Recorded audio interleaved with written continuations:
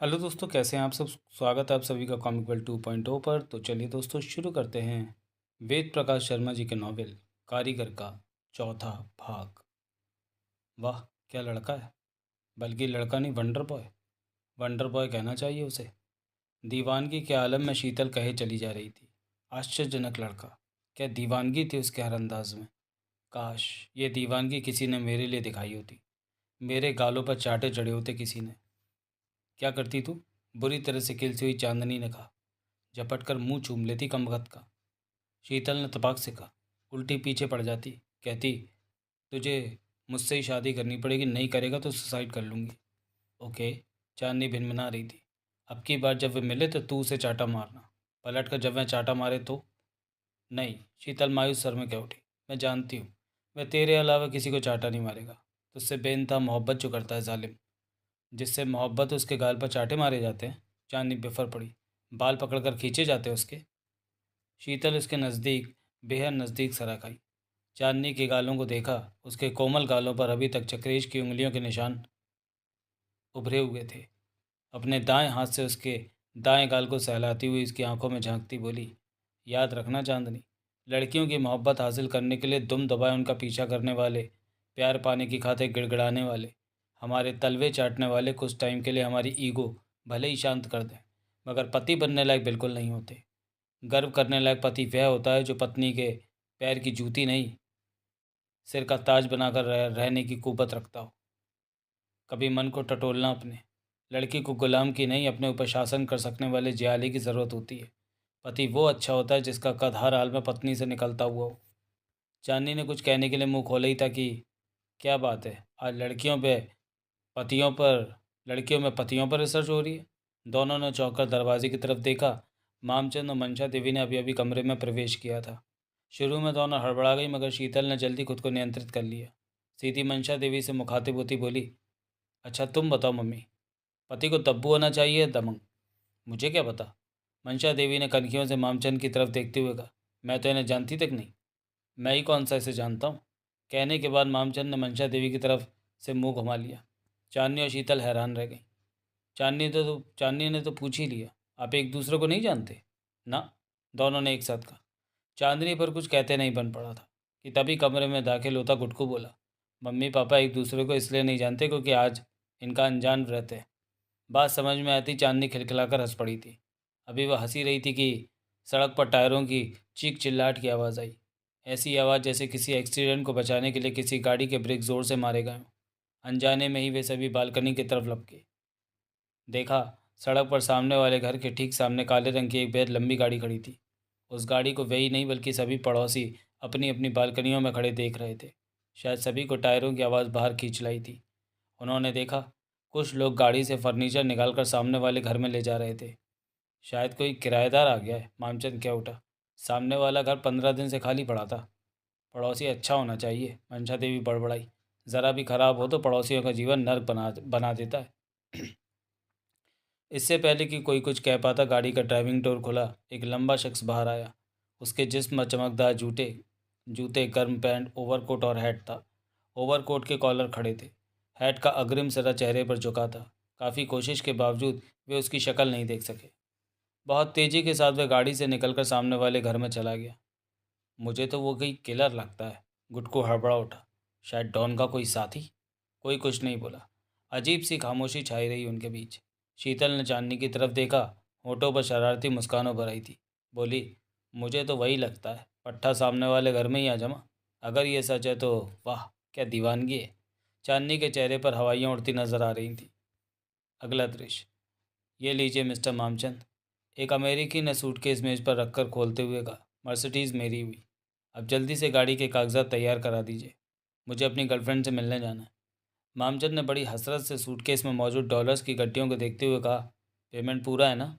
एकदम पूरा। उसने सूटकेस से गड्डियाँ निकाल निकाल कर मेज़ पर रखते हुए कहा, आप गिन सकते हैं। क्या बात कर रहे हो मिस्टर जेम्स, भला गिनने की ज़रूरत कहाँ है।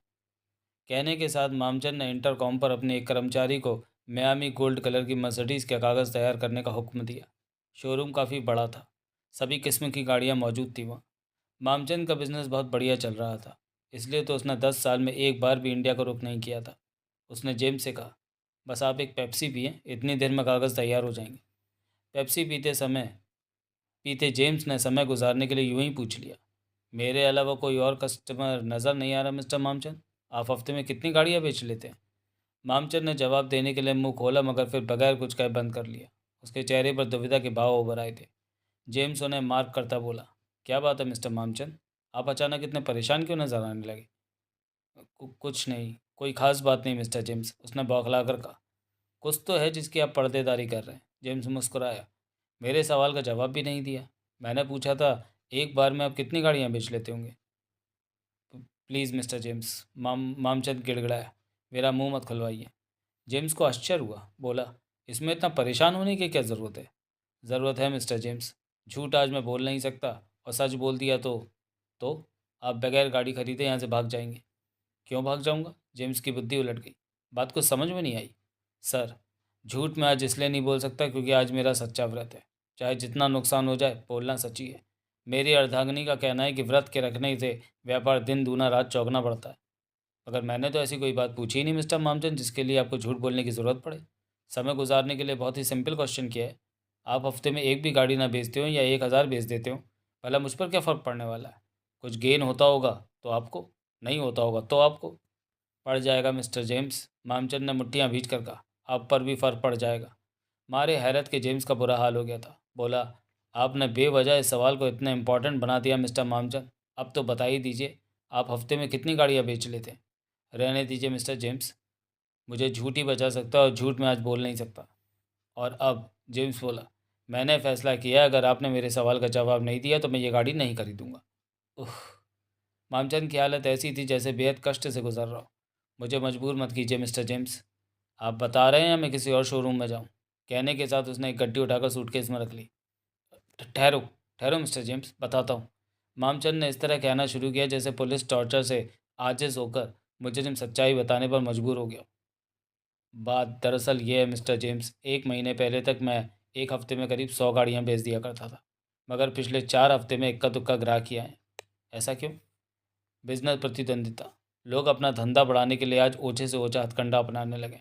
आप जानते ही होंगे, बराबर की सड़क पर एक और शोरूम है। था तो वह पहले भी, मगर पिछले महीनों उसने कुछ ऐसी अफवाह उड़ाई कि कस्टमर्स ने मेरे शोरूम की सीढ़ियाँ चढ़ना ही बंद कर दिया। ऐसी क्या अफवाह उड़ाई इसने? ये कि जो भी मुझसे गाड़ी खरीदता है वह अपनी उसी गाड़ी के एक्सीडेंट में मारा जाता है। क्या? जेम्स चौंका। जी। मामचंद रोने को तैयार था। पर क्या ये सच है? एक्सीडेंट हुए हैं? उह, मामचंद कसमसाया। मैं फिर झूठ नहीं बोल सकता। जवाब दीजिए मिस्टर मामचंद। मामचंद ने इस तरह कहा जैसे कहते हुए दिल पर बहुत जोर पड़ रहा हो। हाँ, दुर्भाग्य से हुए तो हैं कुछ हादसे, मगर आप ही सोचिए मिस्टर जेम्स, भला ऐसा भी क्या अंधविश्वास? जो मर गए उन्हें तो मरना ही था। भला मेरा या मेरे शोरूम का क्या कसूर है उसमें? वे जहाँ से भी गाड़ी लेते मारे ही जाते। भला ऐसा भी कहीं होता है? वह सफाई देता चला जा रहा था और जेम्स उसके चेहरे को देखता जल्दी जल्दी गड्डियाँ मेज से उठा उठाकर सूटकेस में डालता जा रहा था। मामचंद उस समय भी चालू ही था जब जेम्स सूटकेस बंद करके केबिन के दरवाजे की तरफ बढ़ गया। मामचंद उसे आवाज़ देता रह गया। उसके पीछे लपकने की भी कोशिश की, मगर जेम्स रुका नहीं।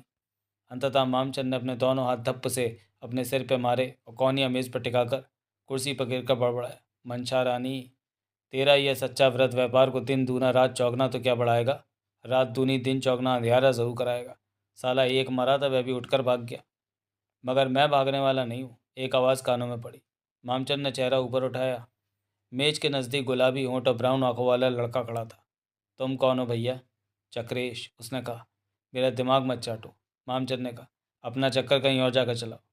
वह मेज के उस तरफ पड़ी कुर्सी पर बैठ गया, उसी कुर्सी पर जिस पर कुछ देर पहले जेम्स बैठा था। बहुत ही गहरी मुस्कान के साथ बोला, मेरा चक्कर अब आपके बगैर आगे नहीं बढ़ेगा। क्या मतलब? एक गाड़ी चाहिए मुझे। कहने के साथ उसने अपने हाथ में मौजूद सूटकेस मेज पर रखकर खोल दिया। डॉलर्स के नए नोटों की गड्डियों से भरा पड़ा था वह। मामचंद ने ललचाई नज़रों से गड्डियों को घूरा, फिर ऐसी मुद्रा बनाई जैसे वे उनके मुंह में न पड़ना चाहता हो। बड़बड़ाया, नहीं, ये मेरे नहीं हो सकते।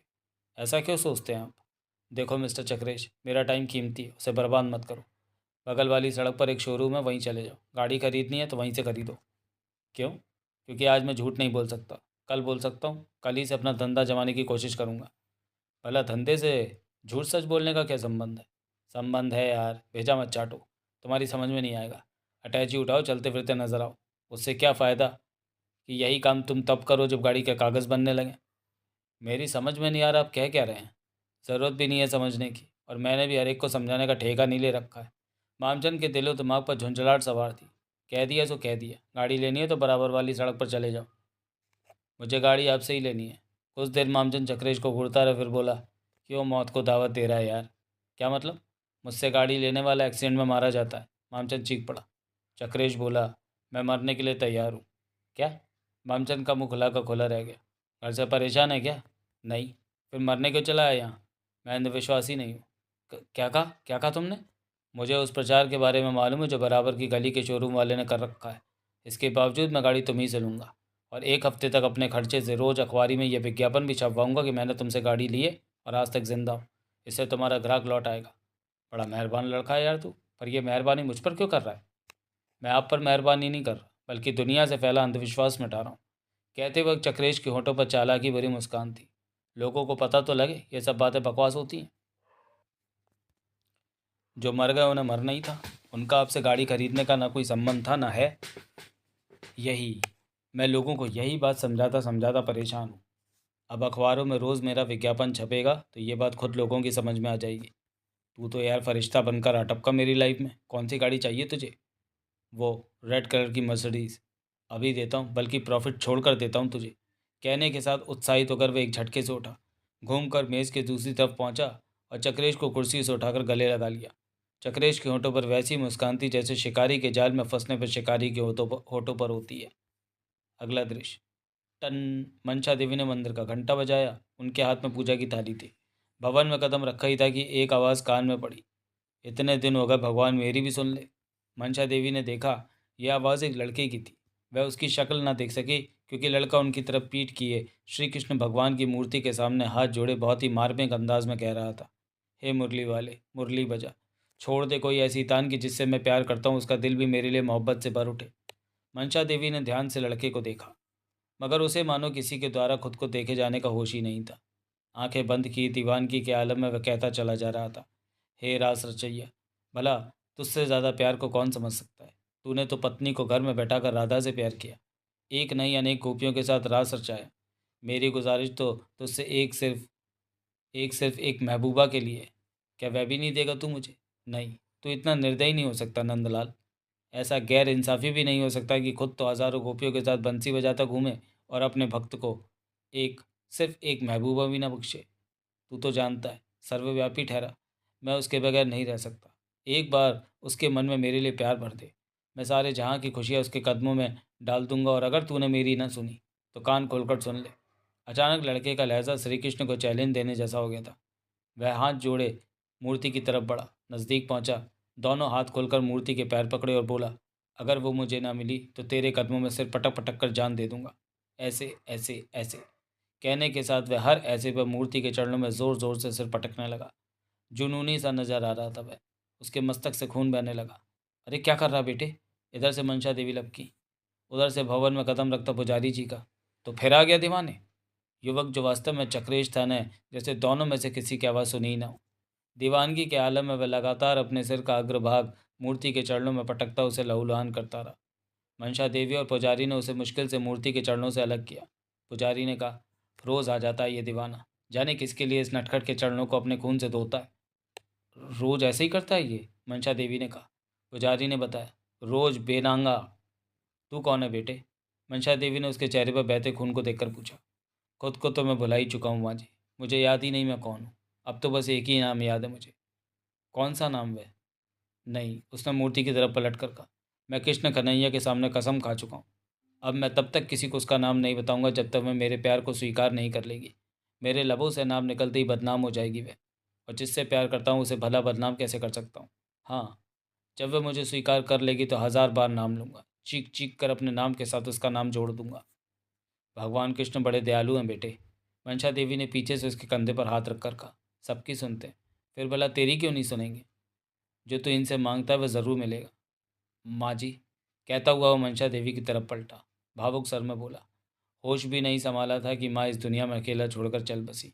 सुना है माँ का आशीर्वाद मिल जाए तो 7 जन्म के पापी भी स्वर्ग में जगह पाते हैं। माँ के मुंह से निकले शब्द ब्रह्म वाक्य होते हैं। आप भी तो माँ ही जैसी हैं मेरी, आशीर्वाद दीजिए मुझे। एक बार कह दीजिए मेरी महबूबा मुझे मिलेगी। कहने के साथ वह उनके चरणों में गिर पड़ा। अरे रे, ये क्या क्या कह रहे हो बेटे? मंशा देवी ने बौखलाकर उसे अपने चरणों से उठाकर गले से लगाते हुए कहा। बेटों की जगह माँ के कलेजे में होती है बेटे। तेरी मनोकामना ज़रूर पूरी होगी। पुजारी मंशा देवी के पीछे खड़ा था। चक्रेश का चेहरा था उसकी तरफ। मंशा देवी के गले से लगे लगे उसने अपनी बंद मुट्ठी पुजारी की तरफ बढ़ाई। अगले पल पुजारी उसके हाथ से $500 का नोट लेकर अपनी अंटी में ठूस रहा था। अगला दृश्य, रात का वक्त, चारों तरफ सन्नाटा। गुटकुच चोरों की मानंद दबे पांव अपने घर से बाहर निकला, सुनसान पड़ी सड़क पार की और उछलकर सामने वाले मकान की बाउंड्री वॉल पर चढ़ गया। अगले पल वह बाउंड्री वॉल के उधर यानी सामने वाले मकान के छोटे से लॉन में कूद गया था। कुछ देर वहीं बैठा आसपास का निरीक्षण करता रहा। जब पाया कहीं कोई हलचल नहीं है तो उठा और बिल्ली की मानंद दबे पांव एक खिड़की की तरफ बढ़ गया। खिड़की ज़्यादा ऊंची नहीं थी। वहां पहुंचकर उसने खिड़की के कांच वाले पल्लों पर अपने हाथ का दबाव डाला। पल्ले खुलते चले गए। अब गुटकू का दिल ज़ोर ज़ोर से धड़कने लगा था। उसने दाएं बाएं देखा, हर तरफ सन्नाटा था। एक ही जंप में वह खिड़की की चौखट पर चढ़ गया। कमरे के अंदर अंधेरा था। कुछ देर वहीं बैठा रहा, फिर निक्कर की जेब में हाथ डाला, एक छोटी सी टॉर्च निकाली।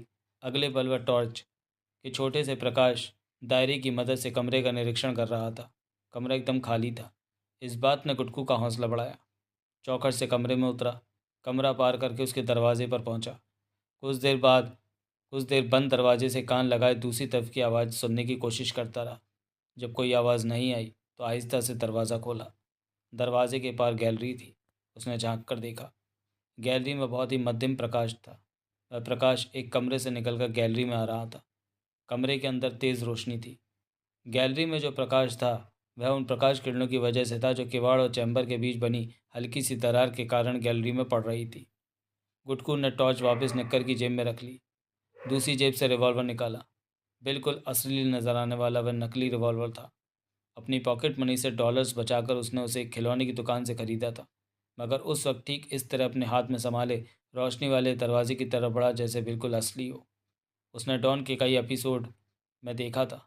डॉन के आदमी बड़ी चालाकी से नकली रिवॉल्वर को सच्चा साबित करके हालात पर काबू पा लेते थे।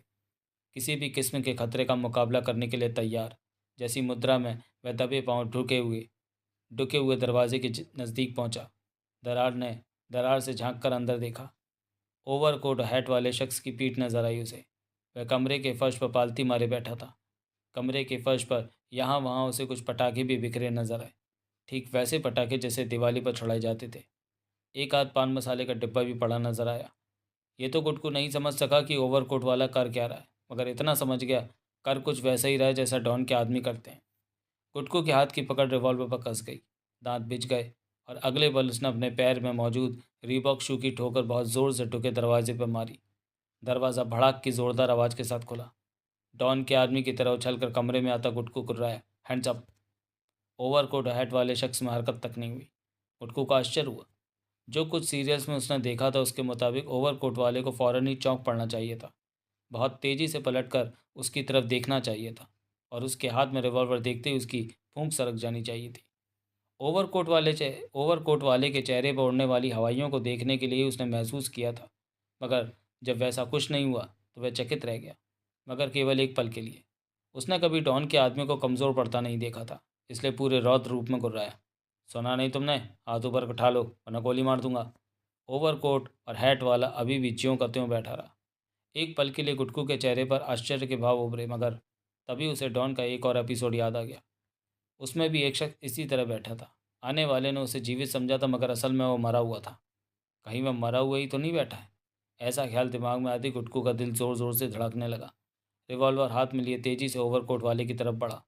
नज़दीक पहुंचकर उसे घूर के छेड़ा। ओवरकोट वाला एक करवट केवल फर्श पर लुढ़क गया। हैट उसके सिर से उतर कर लुढ़कता चला गया था। अब जाकर गुटकू को पता लगा वो तो पुतला था। ओह चाल! गुटकू के दिमाग में ख्याल कौन था? गहरी चाल। अब हाथ तुम्हें ऊपर उठाने पड़ेंगे गुटकू मियाँ, आवाज़ उसके पीछे से उभरी। गुटकू फिरकनी की तरह दरवाजे की तरफ घूमा। ब्राउन आंखों गुलाबी होठ वाला युवक दरवाजे पर खड़ा मुस्कुरा रहा था। गुटकू ने देखा उसके हाथ में कोई हथियार नहीं था। ऐसा देखते ही उसने अपने हाथ में मौजूद रिवॉल्वर को ठीक उस ढंग से घुमाया जैसे डॉन घुमाया करता था। उसी के से स्टाइल में बोला, रिवॉल्वर मेरे हाथ में मिस्टर, हाथ तुम्हें उठाने पड़ेंगे। चक्रेश ने मोहक मुस्कान के साथ कहा। तुम्हारा रिवॉल्वर असली होता तो ज़रूर उठा लेता। क्या मतलब? गुटकू थोड़ा हचकिचाया। नकली रिवॉल्वर से केवल टीवी सीरियल में दिखाए जाने वाले पुलिस वाले धोखा खाते हैं, असली पुलिस वाले नहीं। तुम पुलिस वाले हो? यस। झूठ बोल रहे हो, मुझे तो डॉन के कोई साथी लगते हो। तब तो मैं तुम्हारा दोस्त हुआ। तुम भी तो खुद को डॉन का आदमी समझते हो। वह गुजरे ज़माने की बात हो गई। गुटकू ठीक किसी बड़े के स्टाइल में बात करता था। अब मुझे डॉन के आदमी जैसा नहीं बल्कि उनका सफाया करने वाले इंस्पेक्टर वागले जैसा बनना है। यह परिवर्तन तो मैं कब आया? चांदनी दीदी की तालीम के बाद। कौन चांदनी दीदी? जिन्होंने मुझे ये रीबॉक दिलाए। मगर एकाएक उसे ख्याल आया कि उसे विषय से भटकाया जा रहा है। थोड़े कड़े स्वर में बोला, इधर उधर की बातों में उलझाने की कोशिश मत करो मुझे। सीधी तरह जवाब दो, हमारी कॉलोनी में तुम क्या कर रहे हो? मैं यहाँ एक गुंडे को ठिकाने लगाने आया हूँ। तो तुम? यकीन मानो मैं एक पुलिसमैन हूँ। कुटकू ने ठीक किसी सीरियल के पात्र की तरह कहा। अपना कार्ड दिखाओ। चक्रेश ने एक कार्ड निकालकर उसके हाथ पर रख दिया। उसके मुताबिक उसका नाम इंस्पेक्टर चक्रेश था। कार्ड देखकर गुटकू क्या उठा, आप तो वाकई सचमुच के पुलिस वाले हैं। तुम्हारी तरह डॉन का नकली आदमी नहीं हूँ, चक्रेश मुस्कुराया। तो फिर आप हर समय रहस्य में आदमी की तरह क्यों रहते हैं? मैं तो उसी दिन से आपकी फिराक में हूँ जिस दिन से आप इस घर में आए। इस वक्त यही सोच कर आया था कि शायद डॉन के आदमी है और मैं आपको पकड़ कर सारी कॉलोनी का हीरो बन जाऊंगा। हीरो तो मैं तुम्हें बना दूंगा, क्योंकि कॉलोनी में सच में डॉन का एक आदमी है। मैं यहाँ उसी के खात्मे के मिशन पर आया हूँ। रह भी मैं रहस्यमय तरीके से इसलिए रहा हूँ ताकि उसे मेरे पुलिस इंस्पेक्टर होने का इल्म ना हो सके। कौन है वो? जोश व गुटकू की मुट्ठियाँ कस गईं। अभी नहीं बता सकता दोस्त, तुम जानते हो वक्त से पहले पुलिस वाले कोई भेद नहीं खोलते। उसे प्रभावित करने के लिए चक्रेश कहता चला गया। मगर वादा करता हूँ, जब वह मरेगा तो सब यही समझेंगे कि उसे गुटकू ने मारा है। केवल कॉलोनी के ही नहीं, पूरे कनाडा के हीरो बन जाओगे तुम। हम पुलिस वाले नाम नहीं चाहते, केवल काम करते हैं। अपना काम करके उसी तरह चुपचाप निकल जाऊंगा जिस तरह आया हूँ। मगर बदले में तुम्हें एक वादा करना होगा। कैसा वादा? तुम किसी को भी, अपने घर में भी किसी को नहीं बताओगे कि मैं पुलिस वाला हूँ। मैं समझता हूँ इस तरह बात फैल जाएगी, डॉन का आदमी सतर्क हो जाएगा। Very good. अपनी उम्र से कहीं ज़्यादा समझदार लड़के हो तुम। सो तो हूँ। गुटकू खुश हो गया। मगर यहाँ आपने अपना पुतला क्यों बैठा रखा था? वही करने के लिए जो हुआ, चक्रेश ने बताया। उस वक्त मैं यहाँ बैठा अपना काम कर रहा था जब किसी के बाउंड्री वॉल से कूदने की आवाज़ सुनी। मैं सतर्क हो गया। सोचा शायद डॉन के आदमी को मेरी कुछ भनक लग गई है। वह यह पुतला अपने सामान के साथ ऐसे ही किसी मौके से निपटने के लिए लाया था। सो फौरन ही इसे यहाँ स्थापित करके खुद छुप गया। मगर आने वाला डॉन का आदमी नहीं बल्कि तुम निकले। ओह, मैं समझता रहा किसी ने उस आहट को सुना ही नहीं है। चक्रेश केवल मुस्कुरा कर रह गया। गुटकू ने पुनः कहा, काफ़ी सटीक बात कहते हैं आप। ये सब हमें सिखाया जाता है। जब तुम ट्रेनिंग में होगे तो तुम्हें भी सिखाया जाएगा। क्या आप मुझे भी पुलिस में भर्ती करा देंगे? ज़रूर करा दूंगा, लेकिन तब जब पढ़ लिख कर इस लायक बन जाओगे। मैं ज़रूर पढ़ूंगा। मगर मेरे आने से पहले आप वहाँ पर क्या कर रहे थे? बम बना रहा था। बम? दिवाली के इन पटाखों से? क्यों नहीं, इनसे खतरनाक बम बन सकता है। कैसे भला? चक्रेश उसे पटरी पर आता देखकर मुस्कुराया। बोला, तुम सीखोगे पटाखों से बम बनाना? क्या आप सिखाएंगे? गुटको खुश हो गया। क्यों नहीं, बहरहाल हम दोस्त बन गए। मैं ज़रूर सीखूंगा और अभी सीखूंगा। कहने के साथ वह लुढ़के हुए पुतले को एक तरफ हटाकर बैठ गया। चक्रेश के होंठों पर सफलतम मुस्कान थिरक रही थी। वह लगातार अपने प्लान की कामयाबी की तरफ अग्रसर था। अगला दृश्य। चांदनी ने अपने कमरे से निकलकर लॉबी में कदम रखा ही था कि दिल धक्क से रह गया। उसके जहन में ही नहीं, सारे जिस्म में चींटियां सी रेंगने लगीं। ऐसा महसूस हुआ जैसे शिराओं में दौड़ते खून में किसी ने मिर्चें मिला दी। आंखें किसी मूर्ति की आंखों की मानंद पथरा गई थी। एक ही जगह स्थिर रह गई थी वह, चक्रेश पर। उस पर जो उसके ठीक सामने सोफे पर बैठा था। सोफों पर सोफों पर मामचंद, मंशा देवी, शीतल और गुटकू भी बैठे थे। सेंटर टेबल पर टी शर्ट और नाश्ते की प्लेटें रखी थी। साफ जाहिर था एक मेहमान की तरह चक्रेश की खूब खातिर की गई है। चक्रेश के अलावा अन्य किसी को भी अभी चांदनी के लॉबी में आगमन का आभास नहीं हो पाया था, क्योंकि बाकी सबकी उस तरफ पीठ थी। चांदनी को देखते ही चक्रेश के होठों पर मोहक मुस्कान उभरी। वह मुस्कान दिवाली के अनार से निकली चिंगारियों की मानिंद चांदनी के समूचे वजूद को सुलगाती चली गई। अन्य लोगों ने उसे अपने पीछे देखकर मुस्कुराते देखा था तो सबकी गर्दनें उस तरफ घूम गई। चांदनी आ गई, कहने के साथ चक्रेश सोफे से खड़ा हो गया। आओ, मामचंद ने कहा। आओ बेटी, इनसे मिलो, ये हैं। मामचंद का वाक्य अधूरा रह गया। कारण? चांदनी साक्षात सुलगती मीनार की मानिंद चक्रेश की तरफ लपकती गुर्राई थी। तो अब यहाँ भी पहुँच गया तू? इतनी हिम्मत बढ़ गई तेरी? लो, मामचंद क्या उठा। तुम सबकी तरह ये भी चक्रेश को पहले से जानती है। उधर अपने बेहद नज़दीक पहुंच चुकी चांदनी की आंखों में झांकते चक्रेश ने कहा था, मेरी समझ में नहीं आता चांदनी, मुझ पर नज़र पड़ते ही तुम इतनी भड़क क्यों जाती हो? ओह, तो अभी तक ये भी समझ में नहीं आया तेरी? चांदनी ने दांत पीसे। नहीं भी आया तो मैं तुझे समझाने की ख्वाहिशमंद भी नहीं हूँ। बस ये बता, खुद यहाँ से जा रहा है या धक्के दिलवा कर बाहर निकालूं?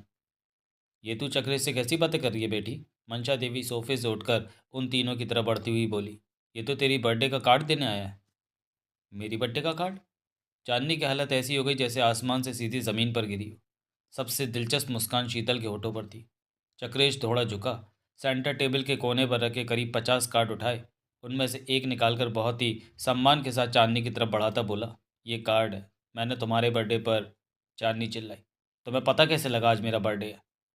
चक्रेश चांदनी के चेहरे पर झुका, एक बार फिर उसकी चिंगारियां उगलती आंखों में झांकता बोला, प्यार करने वाले अपने महबूब की झूमर से पायल तक की खबर रखते हैं। चांदनी उसके अंदाज पर सक पका कर रह गई। कॉलोनी के पार्क में मैंने एक छोटी सी पार्टी रखी है, सभी कॉलोनी वाले आएंगे। मेरे बर्थडे पर पार्टी रखने वाले तुम कौन होते हो? एक बार फिर बहुत प्यार से कहा था उसने। तुम्हारा होने वाला वह। मैं तेरा मुंह नोच लूंगी। आज वैसा जवाब नहीं दे सकूंगा जैसा डिस्कोथ में दिया था। मजबूर हूँ, आज तुम्हारा बर्थडे ठहरा, झगड़ा नहीं कर सकता। बस इतना कहने आया हूँ, शाम को 5 बजे पार्क में पहुँच जाना। मैं नहीं आऊँगी। बर्थडे तुम्हारा है, तुम्हें तो आना ही होगा। तुम ही नहीं आओगी तो केक कौन?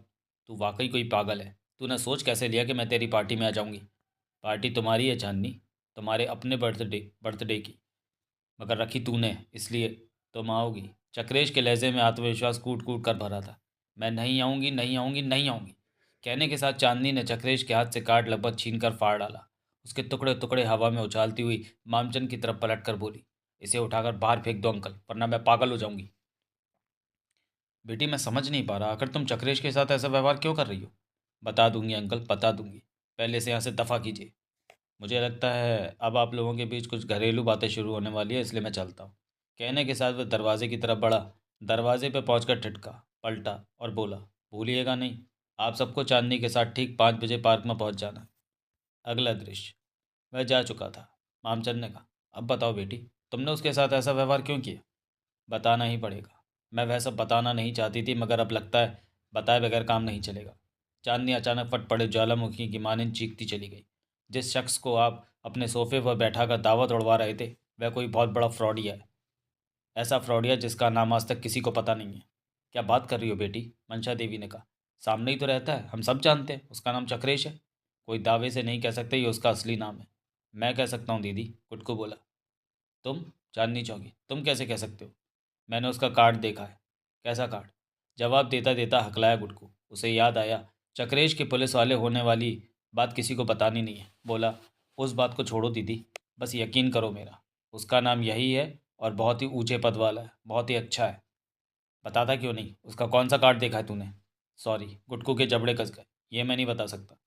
गुटकू तो बच्चा है बेटी, मामचंद ने कहा। तू बता, क्या जानती है उसके बारे में?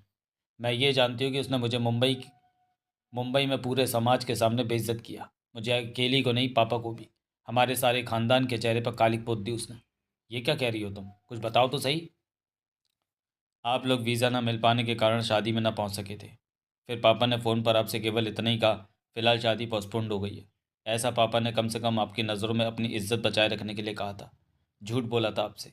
सच्चाई ये है कि मेरी शादी पोस्टपोन्ड नहीं हुई, कैंसिल हुई है, रद्द हुई है।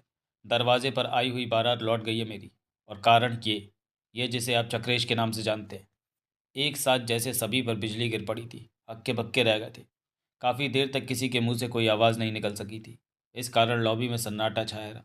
चांदनी का चेहरा बुरी तरह तमतमा रहा था। यूं हाँफ रही थी वह जैसे मीलों दौड़ने के बाद अभी अभी यहाँ पहुंची हो। काफ़ी देर की खामोशी के बाद मामचंद ने कहा, बात कुछ समझ में नहीं आई बेटी। उस वक्त तक बात समझ में आएगी भी नहीं जब तक विस्तार से नहीं बताएगी। ज़रा खुलकर बता, हुआ क्या था? एन फेरों के वक्त इसने अपने एक साथी के साथ मिलकर यह भ्रम फैला दिया कि मैं इसकी प्रेमिका हूँ और अक्सर होटल के कमरे में इससे मिलती रही। ये सब जानने के बाद कौन मुझे अपनी बहू बनाता? कौन लड़का शादी करता मुझसे? बारात को तो लौटना ही था, लौट गई।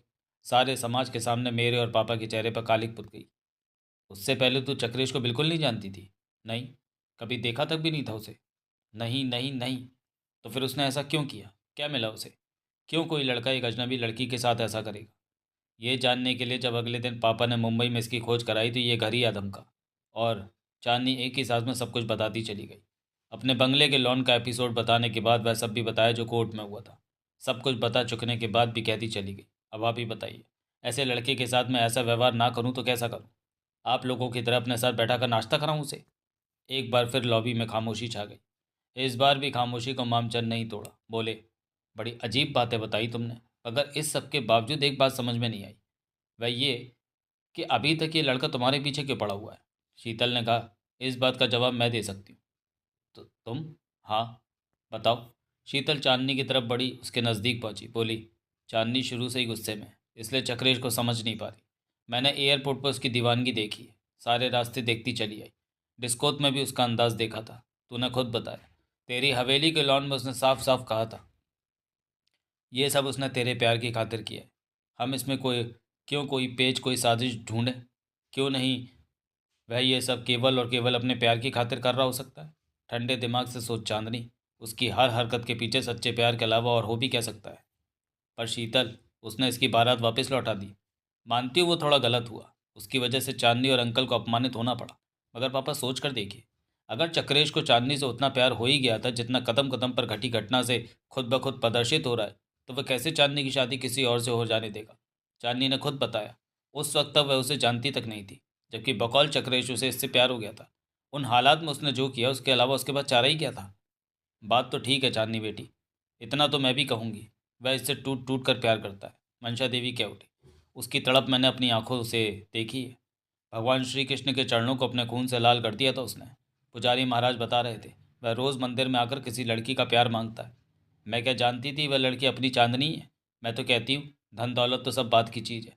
सबसे बड़ी बात यह है कि लड़की को प्यार करने वाला पति मिल जाए। लड़की के भाग्य खुल जाते हैं। और जितना प्यार वह चांदनी को करता है, उतना प्यार करने वाले लोग अब दुनिया में रह ही कहाँ हैं? अजी, मेरे ख्याल से तो धन दौलत की भी कोई कमी नहीं है उसके पास। मामचंद बोला, मर्सिडीज तो पट्टे ने यूं खरीद ली जैसे सुई खरीद रहा हो। अंधा बेकारी भी नहीं है। अभी तक अखबार में हमारे शोरूम का विज्ञापन छपवा रहा है। और दीदी, गुटकू ने कहा, किसी खास वजह से अभी मैं ये तो नहीं बता सकता कि चक्रेश भैया चीज़ क्या है, मगर ये गारंटी मेरी रही, वे ऐसे ओहदे पर हैं कि तुम्हें गुरूर होगा। गुस्सा थूक दे चांदनी, गुस्सा हमें ठीक से सही दिशा में नहीं सोचने देता। शीतल ने उसे समझाया, ठंडे दिमाग से सोच। उसकी जिन हरकतों के कारण तुझे नफरत हो रही है, जब उन्हीं हरकतों को इस एंगल से देखेगी कि ये सब उसने केवल अपने प्यार के कारण किया, तुझे पाने की खातिर किया, तो तुझे भी उससे प्यार आएगा। एहसास होगा कि सचमुच वह तुझे कितना चाहता है। ठीक ही तो कहा मम्मी ने, एक लड़की को प्यार करने वाले से ज़्यादा और क्या चाहिए? मैं बात करूंगी महेश भैया से, मंशा देवी बोली। जो हुआ सो हुआ, उसे एक बुरा सपना समझकर भूल जाए। चक्रेश से अच्छा लड़का उन्हें नहीं मिलेगा। जो लड़का इसके प्यार की डोर से बंधा बंधा कनाडा तक चला आया, मंदिर में भगवान के सामने। बस बस आंटी, चांदनी चीख पड़ी, मैं और तारीफ नहीं सुनना चाहती उसकी। उसे अब भी उसी मुद्रा में देखकर सब सकपका गए। और वह, यानी चांदनी, बहुत देर से आंखें फाड़े उन सबको देख रही थी। मुंह से निकला, कमाल हो गया, गजब का जादूगर है। उसके जादू को तो मैं तुम सबके सिरों पर चढ़कर बोलता देख रही हूँ। मैंने तो सोचा था जब मैं तुम्हें हकीकत बताऊंगी तो तुम सब मुझसे पहले नोच नोच कर खा जाओगे उसे, मगर तुम तो ये जानने के बावजूद उसके हिमायती बने हुए हो कि उसने मेरी बारात लौटा दी। ये जादू ही है उस फ्रॉडिये का। जादू के अलावा और इसे क्या कहूँ? मान गई, एक नंबर का हरामी है वो। मेरे अपने को मेरे खिलाफ खड़ा कर दिया। उफ, शीतल ने कहा, तू गुस्से को थूक क्यों नहीं रही चांदनी? भूल क्यों नहीं पा रही कि नहीं भूल सकती, कुछ नहीं भूल सकती मैं?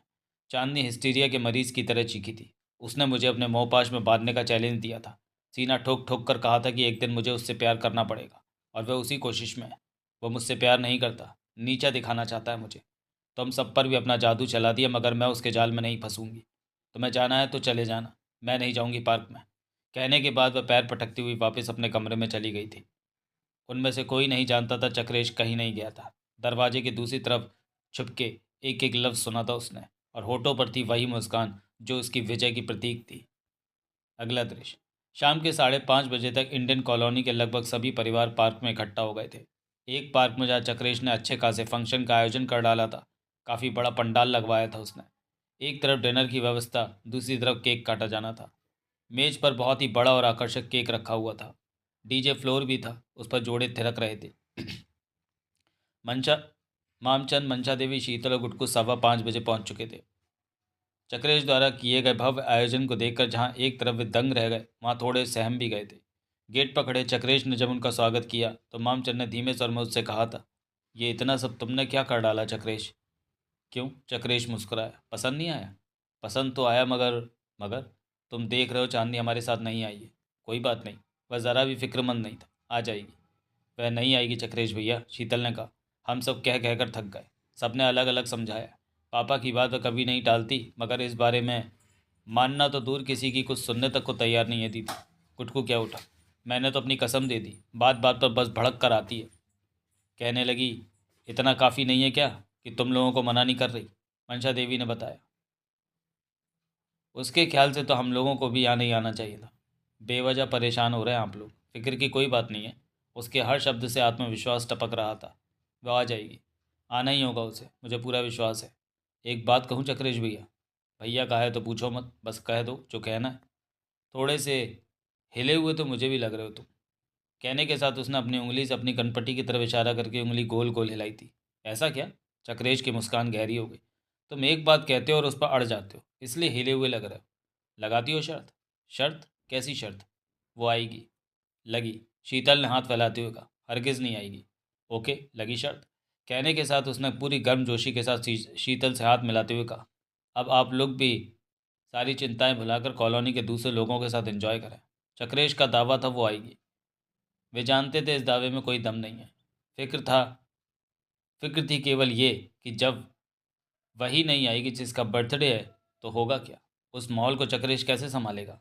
वह चक्रेश जिसके चेहरे पर ज़रा भी शिकन नहीं थी। उसकी निश्चिंतता उन्हें हैरान किए दे रही थी। और वही हुआ जिसका डर था, या यूं कहा जाए जो होना स्वाभाविक था। 6 बजते बजते लोगों में बेचैनी फैलने लगी। एक दूसरे से पूछने लगे, चांदनी कहाँ है? वह अभी तक क्यों नहीं आई? शुरू शुरू में सुसराहट सी चली, फिर लोगों ने चक्रेश से कहना शुरू किया। हर एक को एक ही जवाब दे रहा था, वह, आप फिक्र को करते हैं, आ जाएगी। मगर लोगों को कब तक टाला जा सकता था? 6:30 बजते बजते सब व्याकुल हो गए। एक सरदार जी ने सबका प्रतिनिधित्व करते हुए कहा, अरे भाई बुलाओ ना चांदनी को, केक कटे तो डिनर शुरू हो।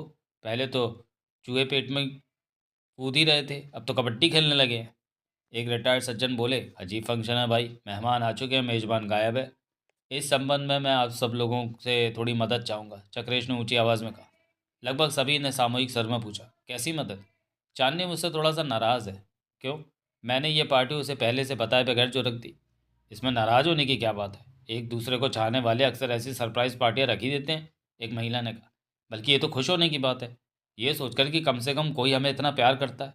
मेरे इन्होंने मुझे बताए बगैर हमारी एनिवर्सरी की पार्टी रख दी थी, मैं तो झूम उठी थी खुशी से। यही मिसेस चड्डा, बिल्कुल यही सोचा था मैंने, चक्रेश ने कहा। मगर रिएक्शन उल्टा हुआ। वह तो नाराज़। अजय नाराज़ नहीं हुई होगी, नखरे दिखा रही होगी। सरदार जी बोले, मन में तो अनार छूट रहे होंगे खुशियों के। कुछ ऐसा ही ख्याल मेरा भी है। मैं चाहता हूँ आप सब मेरे साथ चलें और यहाँ आकर केक काटने के लिए कहें। वैसे तो मेरा ख्याल है कि तैयारी बैठी होगी, सचमुच की नाराज़ भी होगी तो हम सबके अनुरोध को नहीं ठुकरा सकेगी। चलो जी, सरदार जी बोले, सब एक साथ चल पड़ते हैं, मुंडा ठीक कह रहा है। सभी ने एक स्वर में कहा, चलो। ये क्या कर रहे हो चक्रेश भैया? बहुत तेज़ी से उसके नज़दीक आती शीतल फुसफुसाई, क्या इसी बूते पर शर्त लगाई थी? कुछ बुराई है? बुराई बुराई है? मैं चांदनी को बचपन से जानती हूँ, वो बेहद ज़िद्दी है। उसे नहीं आना तो सारी कॉलोनी के कहने के बावजूद नहीं आएगी। आपके इस पैतरे में कोई दम नहीं है, और फिर आपका जो सार्वजनिक रूप से अपमान करने के लिए वो मरी जा रही है, इस तरह तो उसे अच्छा खासा मौका मिल जाएगा। मैं दावे से कह सकती हूँ, इन सब लोगों के सामने वो जमकर आपका अपमान करेगी। क्या खुसर पुसर होने लगी भाई? एक सज्जन ने कहा, चलते क्यों नहीं? शीतल बहन का कहना है सब लोगों के जाने की ज़रूरत नहीं है, चक्रेश ने ऊंची आवाज़ में कहा। यह अकेली ही चांदनी को ले आएगी। शीतल चक्रेश को देखती रह गई, उसके चेहरे पर हवाइयाँ उड़ने लगीं। तो ठीक है, शीतल ले आए, किसी ने कहा। ये क्या कर रहे हो तुम? शीतल दांत भींचकर बड़बड़ाई। चक्रेश ने उसका बाजू पकड़ा, दरवाजे की तरफ ले जाता बोला, उसके पास जाओ, कहो या तो तुम्हारे साथ आ जाए, अन्यथा मैं इस सारी फौज को लेकर वहाँ पहुँच जाऊँगा। अगर तुम उसे बचपन से जानती हो तो उतनी ही अच्छी तरह से चंद ही दिनों में वह भी मुझे अच्छी तरह जान गई है। उससे कहना, अपमान वह मेरा चाहे जितना कर ले, लेकिन इन लोगों की मदद से मैं उसे ज़बरदस्ती उठाकर ले आऊँगा। केक उसी को काटना होगा शीतल, बर्थडे उसी का है। उससे कहना मैं भी ज़िद पर अड़ गया हूँ। अगर वह इस एपिसोड को राजी खुशी से निपटाना चाहती है तो चुपचाप तुम्हारे साथ चली आए। कहना ये सब मैंने कहा है। शीतल चक्रेश के चेहरे को देखती रह गई, उस चेहरे को जो इस वक्त खुरदरे पत्थर की तरह सख्त नजर आ रहा था। बवाल के बादल शीतल को साफ साफ नजर आने लगे। बोलो, चक्रेश ने कठोर स्वर में पूछा। अपनी तरफ से एक कोशिश कर रही हो या मैं सबके साथ कूच करूं? ओके, मैं कोशिश करती हूँ। तुम तो मेरे ही द्वारा मुझे शर्त हराने पर आमाद हो, इसलिए मेरा नाम चक्रेश है, चक्कर चलाने वाला ईश्वर। अगला दृश्य। ओह, सारी बातें सुनने के बाद चांदनी गुर्रा उठी। तो तेरे द्वारा उसने धमकी भिजवाई है मुझे? समझने की कोशिश कर चांदनी, क्यों फजीयत कराती है? वे सब लोग यहाँ आ गए तो? आओ, आओ जगवीर। चांदनी उसकी बात काटकर दरवाजे की तरफ देखती बोली। शीतल तेजी से घूमी। जगवीर को घर में दाखिल होता देखकर बुरी तरह चौंकी। उसकी तरफ बढ़ती हुई गुर्राई। अब तुम्हारी हिम्मत इतनी बढ़ गई, यहाँ हमारे घर में घुस आए तुम? इसे मैंने बुलाया, पीछे से चांदनी की आवाज़ उभरी। तूने? शीतल तेजी से उसकी तरफ घूमी। क्यों? अगर तुम लोग ऐसे शख्स को यहाँ बुलाकर नाश्ता करा सकते हो, उसकी पार्टी में जा सकते हो जिसे मैं पसंद नहीं करती, तो मैं अपनी पसंद के लड़के को क्यों नहीं बुला सकती? ये ये तुम्हारी पसंद है? Of course. उसने आगे बढ़कर जगवीर का हाथ पकड़ लिया। चांदनी, ये क्या बेवकूफ़ी कर रही है तू? जानती भी है ये कौन है? इसे कनाडा में रहने वाली लगभग सभी इंडियन लड़कियां जानती हैं। ये एक नंबर का लफंगा है। जगवीर उसकी बात काट कर गुर्राया। मिस शीतल। नहीं जंगा, तुम्हें बोलने की ज़रूरत नहीं है, जवाब मैं दे लूँगी। जगवीर से कहने के बाद चांदनी शीतल से मुखाते हुई। ये जो भी है, जैसा भी है, मेरा फ्रेंड है, और तुम मेरे फ्रेंड का अपमान नहीं कर सकती। चांदनी, तू कहीं पागल तो नहीं हो गई है? पागल के पीछे तो तुम पागल हो। अब मैंने भी सोच लिया, मैं उसे पूरा पागल बना दूंगी। उफ चांदनी, तुम इसे नहीं जानती। तुम्हें नहीं मालूम किसके साथ क्या संबंध रखने हैं। ये मुझे अच्छी तरह मालूम है किसके साथ क्या संबंध रखने हैं। एक बार फिर चांदनी उसकी बात काट कर कह उठी। जब तुम मुझे जंगा के साथ देखकर इतना बौखला रही हो तो सोचने वाली बात है, उसके दिल पर कितने सांप लौटेंगे। वाह, आइडिया। अचानक वह चुटकी बजाकर कह उठी। मैं चल रही हूँ, मैं पार्टी में केक काटने चल रही हूँ। तुम यही चाहती थी ना? क्या मतलब? शीतल बौखला गई। आओ जंगा, हम एक पार्टी में चल रहे हैं। उसने जगवीर की बाहों में बाहें डाल दी। अपनी बर्थडे पार्टी में। शीतल हकबकाई सी खड़ी रह गई। जगवीर की बाहों में बाहें डाले चांदनी सचमुच लॉबी से बाहर निकल गई। अगला दृश्य। वह जिस पोज में घर से निकली थी उसी पोज में पंडाल के गेट पर पहुंची। चक्रेश गेट पर ही खड़ा था। चांदनी जगवीर के साथ कुछ और सट गई। चक्रेश ने उन्हें दूर से ही आते देख लिया था। उनके पीछे ही पीछे शीतल भी चली आ रही थी। उसका चेहरा फक था। चक्रेश के नज़दीक पहुंचते पहुंचते चांदनी के होठों पर कुटिल मुस्कान उभर आई थी। वह मुस्कान जिससे वह चक्रेश को जलाकर राख कर देना चाहती थी, और वैसा हुआ भी। उसने चक्रेश के चेहरे पर हवाइयाँ उड़ती देखी। पहली बार उसने उस शख्स के चेहरे का रंग उड़ता देखा था जो सबके रंग उड़ाता फिरता था। मारे खुशी के मन ही मन वह बल्लियों उछल पड़ी। चक्रेश से जीत के एहसास ने रोमांचक कर दिया। जहन ने कहा, अब आया है मज़ा। उसे अफसोस हुआ, ऐसा कोई ख्याल उसे पहले क्यों नहीं आया। क्यों एक तरफा गुस्से में सुलगती रही। अब तो शुरू हुआ है मज़ा आना, अभी तो और मज़ा आएगा। उसने देखा, चक्रेश ने बड़ी मुश्किल से खुद को सामान्य दिखाने की कोशिश की थी। मुस्कान भी बिखेरी थी होठों पर, मगर वह बाती नहीं थी। मुस्कान की वह चमक गायब थी जिससे वह सामने वाले को जलाकर राख कर दिया करता था।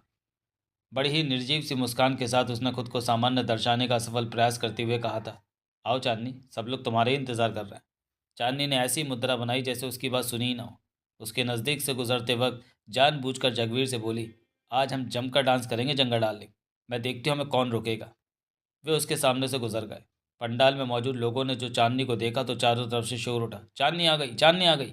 सब खुश हो उठे। मस्त वातावरण हर्षोल्लास का बन गया। चक्रेश ने अपने नज़दीक पहुंच चुकी शीतल से कहा, मैं शर्त जीत गया। शर्त तो जीत गए, मगर मगर देख नहीं रहे किस मूड में आई है वो। चाहे जिस मूड में आई हो, मगर आई है। मैंने कहा था वे आएगी। दीवानगी छोड़ो चक्रेश भैया, कोशिश करो समझने की। तुम्हें जलाने की, तुमसे बदला लेने की धुन ने चांदनी को पागल कर दिया है। जगवीर के बारे में वो कुछ नहीं जानती। जो वह कर रही है, जगवीर उससे उसकी बहुत बड़ी कीमत वसूलेगा। डर क्यों रही हो? मैं हूं ना। मेरे होते कोई चांदनी का कुछ नहीं बिगाड़ सकता। लेकिन जब वह तुम्हारी तुम्हारी तो छोड़ ही दो, हम तक की नहीं सुनेगी तो। फिलहाल ये अब डिस्कस करने का मौका नहीं है, चक्रेश ने कहा। मौका चांदनी के बर्थडे का है। सबको उसका इंतज़ार था, वह आ गई है। आओ इस मौके को सेलिब्रेट करें। बाकी बातें बाद में सोची जाएंगी।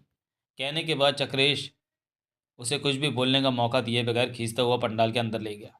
वहाँ जहाँ डीजे का कान फाड़ शोर गूंज रहा था। चांदनी को जगवीर के साथ उस मुद्रा में देखकर मामचंद, मंशा देवी और गुटकू पर भी लगभग शीतल जैसी ही प्रतिक्रिया हुई थी। मगर माहौल ऐसा नहीं था कि कोई कुछ कह सकता था। जगवीर को लिए चांदनी सीधी फ्लोर पर पहुंच गई थी। उसके साथ जमकर नाची वह। उसका हर कदम सिर्फ और सिर्फ चक्रेश को जलाने के लिए था। केक काटने की बारी आई तो अपने साथ जगवीर को मेज के नज़दीक ले आई। कॉलोनी के लोगों ने दूसरी तरफ चक्रेश को खड़ा कर दिया। चांदनी ने केक काटा। सबसे पहला पीस जगवीर को खिलाया। जगवीर ने उसे चक्रेश को केक खिलाना तो दूर, उस क्षण उसकी तरफ देखा तक नहीं। महसूस कर सकती थी कि इस वक्त उसके चेहरे पर वैसे भाव होंगे जैसे चरित्रहीन साबित होते वक्त उसके अपने चेहरे पर थे। चांदनी ने अजीब सा सुकून महसूस किया। चक्रेश ने उसे केक देना चाहा। वह अनजान बनकर जगवीर के साथ फ्लोर की तरफ बढ़ गई। चक्रेश का हाथ बड़ा का बड़ा रह गया। डिनर शुरू हो चुका था। कुछ मेहमान खाना खा चुके थे, कुछ नाच रहे थे। पार्टी अपने शबाब पर थी और धीरे धीरे ये सभी ने महसूस कर लिया। चांदनी चक्रेश को उपेक्षित ही नहीं, अपमानित भी कर रही थी, परंतु कोई कर क्या सकता था। यह उनका आपसी मामला था। उधर सबके बीच चक्रेश को अपमानित करके चांदनी को जो खुशी मिल रही थी उसका स्वाद बस उसे ही पता था। और फिर अचानक एक तरफ से शोर उठा, आग आग आग। पंडाल में भगदड़ मच गई, चीखो पुकार। उस दिशा में सचमुच आग लग गई थी जिधर हलवाई खाना बना रहे थे। आग पंडाल में फैली भी बहुत तेजी के साथ। चीखते चिल्लाते लोग बगैर सोचे समझे भागे थे। सबको अपनी जान की बचाने की परवाह थी। कोई गिर गया तो उसे उठने का मौका ही नहीं मिल रहा था। लोग गिरते पड़ते उसे रौंदते हुए भाग रहे थे। देखते देखते आग ने विकराल रूप धारण कर लिया। उसकी चपेट में आया समूचा पंडाल धूं धूं कर चल रहा था। कई लोगों को बचाता हुआ चक्रेश सबसे अंत में बाहर आया था। उस समय तक अनेक लोग आग को बुझाने का प्रयास कर रहे थे। कोई पानी की बाल्टी भरकर आग पर डाल रहा था तो कोई कहीं से रेत ले आया था, मगर आग थी कि सुरसा के मुंह की तरह बढ़ती ही चली जा रही थी। चारों तरफ अफरा तफरी का माहौल था। एक बच्चे को गोद में उठाए आग से बाहर निकला चक्रेश चिल्लाए, कोई फायर ब्रिगेड को फ़ोन करो। मैंने कर दिया है, आग पर पानी डालते हुए सरदार ने कहा। चांदनी दीदी, गुटकू उसके नज़दीक आता हाफता हुआ बोला। चक्रेश भैया, चांदनी दीदी। क्या हुआ चांदनी को, कहाँ है वो? चक्रेश ने चीख कर पूछा। वे अभी अंदर ही है। उसने धू धू करके जल रहे पंडार की तरफ उंगली उठाई। चक्रेश ने विनाश लीला फैला रही आग की तरफ देखा। जबड़े कसते चले गए। धुएं से काला हो चुका, पसीने से लथपथ चेहरा सख्त हो गया। तभी आग के अंदर से चांदनी की आवाज़ उभरी, बचाओ बचाओ। चक्रेश ने फुर्ती के साथ अपना कोट उतारा। उसका इरादा भापते ही शीतल जी की, क्या कर रहे हो चक्रेश भैया, अब इसमें नहीं घुसा। और अधूरा ही रह गया शीतल का वाक्य। कोट को अपने सिर पर डाले वे लपलपाती आग में जंप लगा चुका था। शीतल का मुंह खुला का खुला रह गया। अब वह उसे नजर नहीं आ रहा था। वो जो आग की लपटों के बीच उनसे बचने की कोशिश करता बार बार चिल्ला रहा था, चांदनी चांदनी, बचाओ बचाओ। वह आवाज़ चांदनी की थी। उस आवाज़ का पीछा करते हुए चक्रेश वहां पहुंच ही गया जहां अपने चारों तरफ फैली आग के बीच चांदनी बुरी तरह फंसी हुई थी। हालांकि खुद वह अभी तक सुरक्षित स्थान पर थी, परंतु वहां से निकलने का रास्ता किसी तरह नहीं था। एक अध जली और अब भी जल रही मेज पर पैर रखकर चक्रेश ने आग के दायरे के बीच जंप लगाई। लपटों की तपिश और धुएं ने चांदनी का बुरा हाल कर रखा था। चक्रेश ने अपने सिर से कोट उतारा, उसे चांदनी की तरफ बढ़ाता बोला, चांदनी इसे सिर पर डाल लो वरना बाल। नहीं। चांदनी उन हालात में भी अत्यधिक नफरत के साथ चिल्लाई, मुझे तेरी कोई मदद नहीं चाहिए। चांदनी पागल हो गई हो क्या? देखो आग चारों तरफ से हमारी तरफ बढ़ रही है। कहने के साथ उसने खुद लपक कर कोट उसके सिर पर डाल दिया। एक क्षण के लिए भी तो कोट चांदनी के सिर पर नहीं रहा। वह उसे फौरन ही नोच कर एक तरफ फेंकती हुई गिर रही, नहीं चाहिए, मुझे नहीं चाहिए तुम्हारा कुछ भी। इस आग में जलकर भले ही मर जाओ मगर तुम्हारे हाथों नहीं बच रहा। चांदनी तुम पागल हो गई हो, जाओ दफा हो जाए यहाँ से। कहने के बाद ढेर सारा धुआं मुंह में घुस जाने के कारण वह बुरी तरह से खांसने लगी।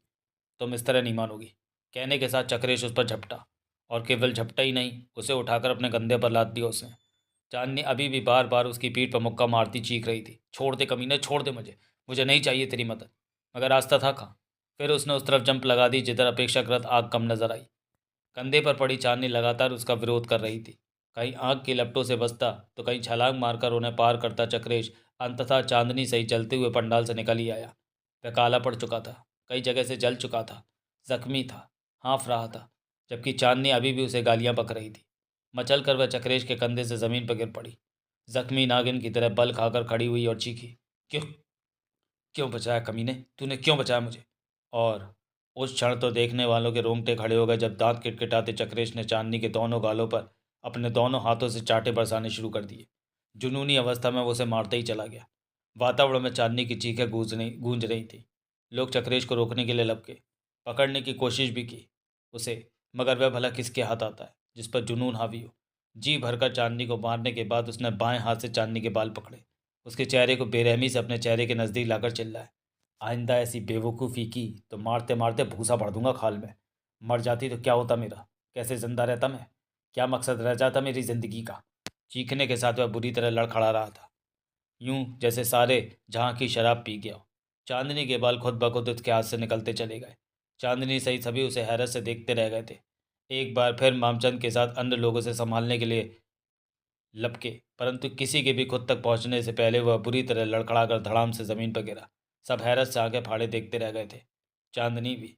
तभी वातावरण में एम्बुलेंस और फायर ब्रिगेड की गाड़ियों की आवाज़ गूंजी। अगला दृश्य। मामचंद, मंशा देवी, शीतल और गटकू ने अभी अभी लॉबी में प्रवेश किया था। वे अस्पताल से लौटे थे। उन्हें देखते ही वहां सोफे पर बैठी चांदनी उठकर खड़ी हो गई। वह मुंह से भले ही कुछ न बोली हो, मगर आंखों में सवालिया निशान थे। शीतल ने हिमाकत से चांदनी की तरफ देखते हुए गुटकू से कहा, किसी को किसी का हाल बताने की ज़रूरत नहीं है गुटकू। कोई मरता है तो मर जाए किसी की बला से। जो हमें बचाने की कोशिश करता है, बल्कि अपनी जान खतरे में डालकर बचा लेता है, उससे गंदा आदमी दुनिया में कोई और नहीं होता। ये कहने के साथ चांदनी को घूरता हुआ गुटकू उसके नज़दीक से गुजर गया था। भगवान भी कैसे कैसे पत्थर दिल लोग पैदा कर देते हैं, कहते हुए मंशा देवी अपने कमरे की तरफ चली गई। चांदनी अपने होठ काट कर रह गई। मामचंद ने कमेंट्स किया, साले सारे बस्ती वाले पागल हैं, लाइन लगाए खड़े हैं आईसीयू के बाहर। सोचने वाली बात है, भला चक्रेश का इससे क्या भला हो जाएगा।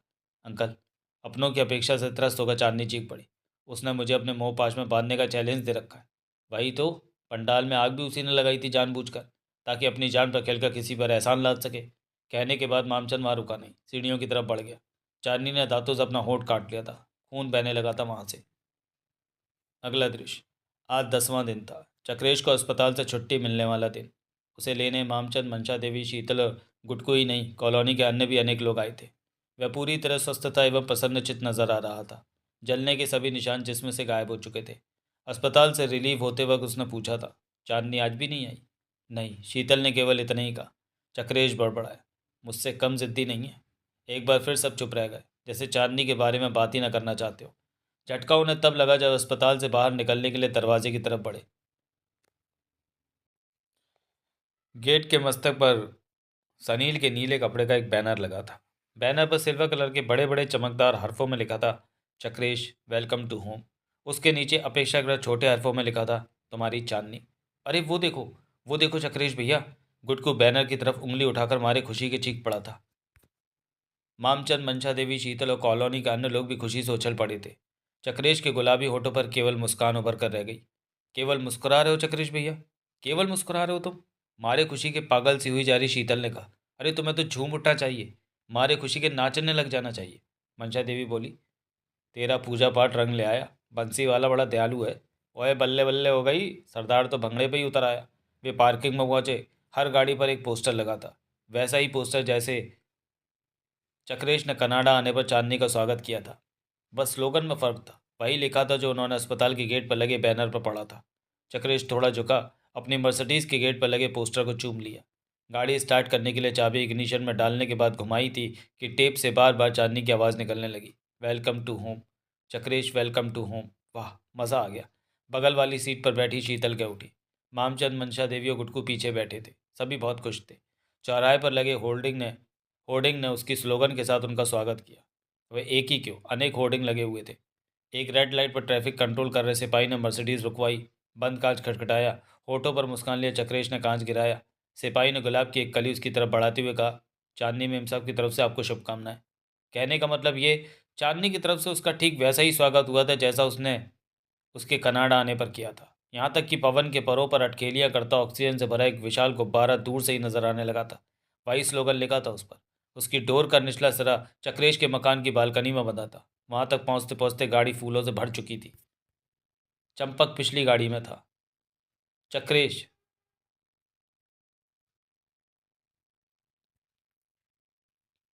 चक्रेश मर्सिडीज को अपने घर की तरफ मोड़ना ही चाहता था कि शीतल चीख पड़ी, नहीं नहीं, पियर की तरफ नहीं, ससुराल की तरफ मोड़ो चक्रेश भैया। ससुराल? आपके पियर के ठीक सामने है, बाई तरफ ससुराल, दाई तरफ पियर। मगर अगर मगर कुछ नहीं, इधर चलना है। कहने के साथ शीतल ने खुद स्टेयरिंग घुमा दिया। मामचंद बड़बड़ा उठा, सुना ही सुना था, देखा पहली बार है। बहुत ताकत होती है सच्चे प्यार में। आखिर चांदनी को घुटने टेकने ही पड़े। अगला दृश्य। संभालो चांदनी, संभालो खुद को। एकांत में मिलने पर चक्रेश ने चांदनी से कहा, याद करो, मैं वह शख्स हूँ जिसने तुम्हें अपने मोहपाश में बांधने का चैलेंज दिया था। तो उसने आंखों में प्यार भरकर चक्रेश को निहारा। शायद वही हो रहा है, तुम मेरे मोहपाश में बंधने की तरफ बढ़ रही हो। चांदनी ने शरारती अंदाज में पूछा, ऐसा अंदाज़ा कैसे लगाया तुमने? वो बैनर्स, पोस्टर्स, होर्डिंग, वो स्वागत, प्यार की बात कहाँ से आ गई उसमें? चांदनी के होठों पर मुस्कान थी। केवल इतना ही तो लिखा था, वेलकम टू होम। वह तो मेरी तरफ से तुम्हारा स्वागत था, वैसा ही स्वागत जैसा कॉलोनी के दूसरे लोगों ने किया था। वह तुम्हारा नहीं, उस शख्स का स्वागत था जिसने मुझे आग से जलने से बचाया। बचाया तो मैंने, और भी कई लोगों को था। मेरे ख्याल से उन सभी को तुम्हारा स्वागत इसी तरह से करना चाहिए था, लेकिन उस वक्त तो तुम मेरे द्वारा बचाई जाना तक पसंद नहीं कर रही थी। नादानी थी मेरी, भूल थी। वही कह रहा हूँ, जो तुम कल तक कर रही थी वे आज तुम्हें नादानी और भूल नजर आने लगी है। चक्रेश कहता चला गया। ऐसे परिवर्तन तुम्हें मेरी तरफ ढकेल देंगे। तुम्हारे दिल में मेरे लिए सॉफ्ट कॉर्नर किस गलतफहमी का शिकार होने किसी गलतफहमी का शिकार होने की ज़रूरत नहीं है मिस्टर चक्रेश। उसकी बात काटकर चांदनी शरारती अंदाज में कहती चली गई। जिस कदर जान पर खेलकर तुमने मुझे बचाया है, उसकी एवज में मैंने तुम्हारी केवल वे खताएं माफ़ की हैं जो तुमने की थी। रही प्यार की बात, इस बारे में तो कभी सोचना भी मत कि मैं तुमसे कर सकती हूँ। अगर तुम सच कह रही हो तब भी खुद को संभालो। क्या मतलब? किसी के मोहपाश में बनने के लिए दिल इसी तरह खुद से बगावत करके आगे बढ़ता है। इंसान समझता रहता है कि वह प्यार नहीं कर रहा, जबकि असल में वो वही कर रहा होता है। मैं यहाँ केवल तुम्हें चेताने आया था, याद दिलाने की तुम्हें भूलना नहीं चाहिए। मैं वो शख्स हूँ जिसने तुम्हारी बारात लौटाई, मुंबई की क्रीम के सामने चरित्रहीन साबित किया। और वो भी मैं ही हूँ जिसने दावा किया था कि एक दिन तुम मेरे प्यार में गिरफ्तार हो गई। भूलना मत ये सब। भूल गई और तब प्यार किया तो क्या किया? मैं तो साबित ही ये करने वाला हूँ कि आदमी को सब कुछ याद भी रहता है और तब भी खुद तक के रोके नहीं रुक पाता। अपने पूरे कसबल लगाकर खुद को रोकने की कोशिश करो चांदनी। बस यही कहने आया था। कहने के बाद वह एक झटके से घूमा और लंबे लंबे कदमों के साथ दरवाजे की तरफ बढ़ गया। चक्रेश, चांदनी ने जल्दी से पुकारा। वह टिटका मगर घूमा नहीं। चांदनी आहिस्ता आहिस्ता चलती उसके नज़दीक पहुंची। पीछे से उसके कंधे पर हाथ रखती बोली, न इतने नखरे अच्छे होते हैं न गुरूर। मतलब? वह घूमा। मेरे ख्याल से तुम मेरे दिल का हाल जानने के बावजूद जानबूझकर अनजान बन रहे हो। मैं समझा नहीं। समझ तुम सब चुके हो। जिसने प्यार की गहराई को इतनी शीघ्रता से जिया हो, ऐसा हो ही नहीं सकता उसने मेरे दिल का हाल न पढ़ लिया हो। सब कुछ पढ़ लेने के बाद भी अगर तुम अकड़े हुए हो तो इसे तुम्हारा गुरूर ही कहूँगी। और अब एक बात भी कह दूँ, प्यार करने वालों को गुरूर नहीं करना चाहिए। पहेलियाँ मत बुझाओ चांदनी, जो कहना है साफ साफ कहो। अगर तुम्हारी यही जिद है जालिम कि सब कुछ मेरे मुंह से ही सुनोगे, तो उसे भी पूरी करूँगी मैं। कहने के साथ उसने बहुत प्यार से अपनी आंखों से निकलने वाली सारी किरणें ब्राउन आंखों में डाल दी थी। उन्हीं में खोई सी रहकर कहा था उसने, वो हो चुका है जिसका तुमने दावा किया था। मैं चुपचाप उसे देखता रहा। ठीक ही कहा था तुमने। तुमसे प्यार न करने के लिए मैं अपने पूरे कसबल निकाल चुकी हूँ। रोकने की पूरी कोशिश कर चुकी हूँ खुद को, मगर नहीं रोक सकी। मैं हार चुकी हूँ चक्रेश। तुम जीत चुके हो। तुम्हारा चैलेंज पूरा हो चुका है। ब्राउन आंखों में खोई चांदनी कहती चली गई। एक एक लफ्ज़ सच्चा था तुम्हारा। पंडाल में लगी आग से बाहर निकलकर तुमने मुझे उस आग में खींच लिया है जिसमें जलने वाला सुकून और सिर्फ सुकून महसूस करता है। चांदनी। वह आगे बढ़कर उससे लिपट गई। कहा, अब और मत तरसाओ। कह दो तुम मुझे जीत चुके हो। चक्रेश की बाहें उसके जिस्म के चारों तरफ यूं लिपट गईं जैसे जीते जागते सर्प बन गए। होठों पर मुस्कान थी, कामयाबी से भरपूर मुस्कान। उसे खुद से लिपटाए कह उठा, इस बात का यकीन तो मुझे था कि एक दिन तुम इन बाहों में होगी, मगर ये नहीं सोच सका था ऐसा इतनी जल्दी हो जाएगा। वो वक्त आ गया है चक्रेश जब हमें देवी माँ के मंदिर में मिलना चाहिए। मतलब? पापा को पता लग गया तो हमें जल्दी से जल्दी शादी कर लेनी चाहिए ताकि पता लगने पर भी वो कुछ ना कर सके। मैं तो कब से उन लम्हों के लिए मरा जा रहा हूँ। बोलो, कब और कहाँ होगी हमारी शादी? अगला दृश्य, रात का वक्त। दूर दूर तक सन्नाटा। चांदनी रात थी वह। हर तरफ चांदनी बिखरी पड़ी थी, जैसे चांदी को पिघलाकर बिखेर दिया गया हो। माता काली का वह मंदिर हालांकि अब खंडहर में तब्दील हो चुका था, मगर मान्यता आज भी उसकी बहुत थी। मंदिर थोड़ा ऊपर था। वहाँ पहुँचने के लिए कई जगह से सीढ़ियाँ टूट फूट चुकी थी। बस दो ही चीज़ें थी वहाँ, बड़े बड़े पत्थर और बूढ़े हो चुके वृक्ष। अचानक वे पत्थर और वृक्ष किसी गाड़ी के हेडलाइट से सराबोर हो गए। चारों तरफ छाए सन्नाटे को इंजन की आवाज़ ने भंग कर दिया था। वह लाल रंग की मर्सिडीज थी जो सड़क से टर्न होकर मंदिर के आंगन में रुकी। हेडलाइट्स के झाग झाग अब टूटी फूटी सीढ़ियों को जगमगा रहे थे। चक्रेश ने हेडलाइट ऑफ करने की कोशिश नहीं की। दरवाज़ा खोलकर बाहर निकला। चेहरा मंदिर की तरफ उठाकर थोड़ा ज़ोर से बोला, चांदनी। पथरीले जंगल में भटकने के बाद उसकी अपनी ही आवाज़ उसके अपने कानों से टकराई। जवाब में कहीं से भी कोई अन्य आवाज़ नहीं उभरी थी। एक बार फिर उसने चांदनी को पुकारा। जवाब में चांदनी की आवाज़ आई, मैं आ चुकी हूँ चक्रेश। पर तुम हो कहाँ? चक्रेश ने ऊंची आवाज़ में कहा पूछा। ये रही, ठीक तुम्हारे सामने। इन शब्दों के साथ वह सबसे ऊपर वाली सीढ़ी पर खड़ी नजर आई। वह सफ़ेद रंग का सलवार सूट पहने हुई थी। लंबे बाल खुले हुए हवा के परों पर वे कुछ यूं लहरा रहे थे कि चक्रेश को हॉरर फिल्मों में दिखाई जाने वाली भटकती आत्मा याद आ गई। सफ़ेद लिबास पहने चांदनी में खड़ी चांदनी वैसी ही लगी थी। कमाल है भाई, शादी के लिए कनाडा में तुम्हें कोई दूसरा मंदिर नहीं मिला? क्यों, इस मंदिर में तुम्हें क्या बुराई नज़र आ रही है? कहने के साथ वे हंसी थी। ये मंदिर है, मुझे तो खंडहर नज़र आ रहा है। मंदिर पुराना सही चक्रेश, मगर कनाडा में सबसे ज़्यादा मान्यता है। उसने संभल संभल कर सीढ़ियाँ उतरते हुए कहा था। मगर तुम्हें यहाँ बुलाने के पीछे एक दूसरा कारण भी है। दूसरा कारण? मंदिर माता महाकाली का है। वह सीढ़ियों की तरफ बढ़ता बोला। मैं समझा नहीं। मैं बचपन से काली की पुजारिन हूँ। उसका स्वर बड़ा विचित्र था। पूछो क्यों? क्यों? क्योंकि महाकाली के एक हाथ में खड्ग, दूसरे में खप्पर लेकर दुष्टों का संहार किया था। चक्रेश हंसा, बोला, तुम यहाँ शादी करने आई हो या दुष्टों का संहार करने? दुष्टों का नहीं सही, उसने बीच वाली सीढ़ी पर ठिठक कर कहा। दुष्ट का संहार करने ज़रूर आई हूँ मैं। क्या मतलब? चक्रेश हकला उठा, जैसे किसी खतरे की गंध सूंघी हो। अचानक चांदनी की आवाज़ बहुत ही कर्कश हो गई थी। क्या तू अपने से बड़ा दुष्ट भी दुनिया में किसी को समझता है? क्या बात है डार्लिंग, चक्रेश ने सतर्क स्वर में कहा। तुम्हारे तो तेवर ही बदले हुए हैं। ठीक पहचाना, मगर देर से पहचाना। तू मेरे जाल में फंस चुका है जालिम। जाल? मुझे मालूम था तू यहाँ ज़रूर आएगा। मैंने डोरे ही ऐसे डाले थे। ओह, चक्रेश के दिमाग के सारे खिड़की दरवाजे मानो एक झटके से खुल गए। तो तुम्हारे वे बैनर्स, पोस्टर, होर्डिंग्स और मुझसे प्यार का इजहार करना सब झूठे थे? झूठ नहीं, जाल। जाल था वह। चांदनी कहती चली गई। चारा तो डालना ही पड़ता है ना शिकार को फंसाने के लिए, और तू फंस गया। छैला बनकर शादी करने आए या मुझसे? चक्रेश की जुबान तालू से चिपक कर रह गई थी। बुरी तरह अक्का बक्का नजर आ रहा था। चांदनी ने पुनः सीढ़ियाँ तय करना शुरू करते हुए कहा। अपनी मोहब्बत के मोहपाश में फंसाएगा मुझे, दीवानी बनाएगा अपने प्यार में मुझे फंसाएगा, रुलाएगा, तड़पाएगा। क्यों? मेरी समझ में नहीं यार, इस सब का मतलब क्या है? मतलब साफ है कमीने। चांदनी के लहजे में उसके लिए घृणा ही घृणा थी। मैंने तुझे यहाँ तेरे सिर से मोहब्बत का भूत उतारने के लिए बुलाया। इस किस्म के भूतों को उतारने वाले स्पेशल ओझा यहाँ पहुँच चुके हैं। चांदनी तुम। वाक्य अधूरा रह गया। कारण? चांदनी ने 3 बार ताली बजाई थी और चक्रेश को अपने चारों तरफ बड़े बड़े पत्थरों पर असंख्य गुंडे नजर आने लगे। किसी के हाथ में हॉकी थी तो किसी के हाथ में मोटरसाइकिल की चेन। कोई लोहे के सरिये को हवा में लहरा रहा था तो कोई मोटे बक्कल वाली बेल्ट को। चक्रेश ने घूम घूम कर चारों तरफ देखा। खतरा भापते ही वह फिरकनी की तरह वापस घूमा और अपनी गाड़ी की तरफ दौड़ पड़ा।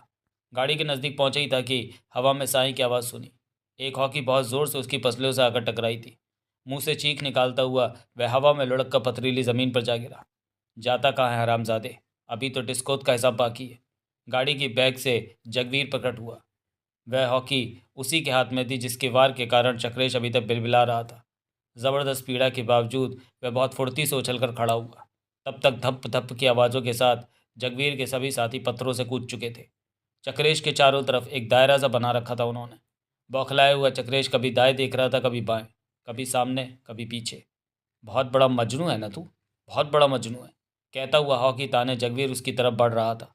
चक्रेश के पास उसी अनुपात में पीछे हटते रहने के अलावा कोई चारा नहीं था। मगर कब तक पीछे हट सकता था वो? पीछे भी जगवीर के साथ ही थे। पीछे ही क्यों, वे तो हर तरफ थे उसके। अपने अपने हथियारों को लहराते दायरा तंग करते चले जा रहे थे। बेहद नज़दीक पहुंचकर जगवीर ने एक बार फिर हॉकी घुमाई। उससे बचने के लिए चक्रेश एक तरफ को हटा, मगर जिधर हटा था उधर वाले गुंडे के हाथ में मौजूद चेन साड़ से उसके जिस्म पर पड़ी। वह तड़प उठा, हलक से चीख निकली, और उसके बाद तो उसकी चीखों से मंदिर के आसपास का इलाका मानो दहल उठा। ज़मीन पर गिर गया था वो। बावजूद इसके गुंडे उस पर एक के बाद एक वार करते चले गए। इधर दांत भींचे चांदनी जुनूनी अवस्था में चीखे जा रही थी। मारो, मारो और मारो कमीने को। बहुत जल्द चक्रेश के हलक से चीखें निकलनी बंद हो गई। जब किसी ने उसकी तरफ से प्रतिरोध होता ना देखा तो हाथ सदा रुकते चले गए। चांदनी तब तक सीढ़ियों से उतरने के बाद मर्सिडीज़ की हेडलाइट के दायरे में आ चुकी थी। चेहरे के जर्रे जर्रे पर घृणा लिए वह कदमों को जमा जमा कर रखती हुई ज़मीन पर पड़े चक्रेश के जिस्म के नज़दीक पहुंची। अपनी दाएं पैर की ठोकर मारती बोली, दीवानी बनाएगा मुझे अपनी, पागल करेगा अपने प्यार में। चक्रेश का जिस्म लड़क कर रह गया। कोई कुछ नहीं बोला। नफरत की अपनी ही दुनिया में खोई चांदनी कहती चली गई, जंगा, इसने बहुत सताया मुझे, इतना ज़्यादा कि कोई लड़का किसी लड़की को नहीं सता सकता। आज मैं इस कमीने से अपनी बदनामी का बदला ले सकी। अब अब जाकर चैन मिला है मुझे, और ये सब तुम्हारी मदद से हो सका। जंगा, वह जगवीर की तरफ घूम कर बोली, तुम्हारे इस एहसान को मैं कभी नहीं भुला सकूंगी। Thank you Janga, thank you very much. सूखे थैंक यू से जंगा की प्यास न कभी बुझी है न बुझेगी। जगवीर के होठों पर कुटिल मुस्कान थी। क्या मतलब? चांदनी चूंकि उसमें तुम्हारे इन रसीले होठों का शायद मिला होना चाहिए। चंगा। चांदनी का सारा वजूद कांप उठा। ये क्या कह रहे हो तुम? क्यों? जगवीर ने उसकी तरफ बढ़ते हुए कहा। मेहनताना अदा नहीं करोगे हमारी इस मेहनत का? देखो जंगा, वह पीछे हटती बोली। ये बात ठीक नहीं है। क्या बात ठीक नहीं है साली? क्या बात ठीक नहीं है? बेवकूफ़ समझती है जंगा को? पैदल समझती है दिमाग से? तू मुझे यूज़ करेगी और मैं होता रहूँगा? क्या मैं नहीं जानता तुझे मुझसे कोई प्यार नहीं है? अपनी बर्थडे पार्टी में तू मुझे खुद से चिपकाई केवल इसे जलाने के लिए नाचती रही। मैं भी नाचता रहा। उल्लू जो सीधा हो रहा था अपना। चांदनी की हालत चारों तरफ से घिरी भयभीत हिरनी सी हो गई। क्यों दोस्तों? जब इस जैसी कोई हसीना खुद ही मेरे जिस्म से रगड़ रगड़ कर ठुमके लगाए तो भला मुझे क्या ऑब्जेक्शन हो सकता था? सारे गुंडे ठहाका लगाकर हंस पड़े। और फिर ये तो मैंने भी नहीं सुना। प्यार साला है किस चिड़िया का नाम? एक ही बात सीखी है मैंने तो, अपने दोस्तों के साथ मिलजुल कर आम को चूसो और गुटली को फेंक दो। देखो जंगा, चांदनी की रुलाई फूटने की थी। मैं ऐसी लड़की नहीं हूँ। तो क्या सोचा था तूने? तेरे कहने पर हमने तेरे इस यार की ठुकाई क्यों की? ठुकाई करने के लिए तुमने कहा था। मैंने तो केवल सहमति दी थी। लगातार पीछे हट रही चांदनी कहती चली गई। पहले तुम ही ने कहा था तुम्हें इससे डिस्कोत का बदला लेना। मैं इसे किसी बहाने से यहाँ और ते और तेरे हाथ बटेर लग गई। वह उसकी बात काट कर क्या उठा। तू जो ना जाने कब से इससे किन किन बातों का बदला लेने के लिए फड़फड़ा रही थी, तूने सोचा फ्री फंड में आग का अंधा गार्ड का पूरा मिल रहा है? फौरन सहमत हो गई। दौरे डालकर बुला ही लिया इसे यहाँ। तभी पीछे हटती चांदनी को एक गुंडे ने पीछे से दबोच लिया। चांदनी जोर जोर से चिल्लाने लगी, बचाओ बचाओ। जगवीर और उसके साथियों के ठहाके बुलंद होते चले गए। बेकार घेंट फाड़ रही है। हंसते हुए जगवीर ने कहा, तू जानती है यहाँ दूर दूर तक हमारे अलावा कोई नहीं है। तूने तो खुद ही यहाँ इसलिए बुलाया था ताकि उसे किसी किस्म की मदद ना मिल सके। और हमने सोचा था एक पन दो काज हो जाएंगे। डिस्कोत का बदला भी चुक जाएगा, तुझे भी चख लेंगे। अब चांदनी की समझ में ये बात आ चुकी थी कि गिड़गिड़ाने से कुछ नहीं होगा। उसे जकड़े गुंडा ठिठक कर दूर जा गिरा। वह एक तरफ को दौड़ी, मगर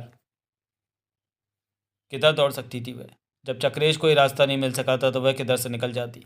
किसी तरह एक से खुद को छुड़ाती तो दूसरा दबोच लेता, दूसरे से छुड़ाती तो तीसरा। कपड़े जगह जगह से फट गए थे, जिसमें से खून झांकने लगा। पैशाचे का टास के साथ वे उसके साथ खिलवाड़ सा कर रहे थे। जगवीर ने तो कह भी दिया, मुझे फड़फड़ाता हुआ गर्म गोश्त बहुत अच्छा लगता है। उस वक्त वे उसे बुरी तरह दबोच चुके थे, ज़मीन पर डाल चुके थे, कपड़े नोच रहे थे जब चक्रेश की जिस्म में हरकत हुई।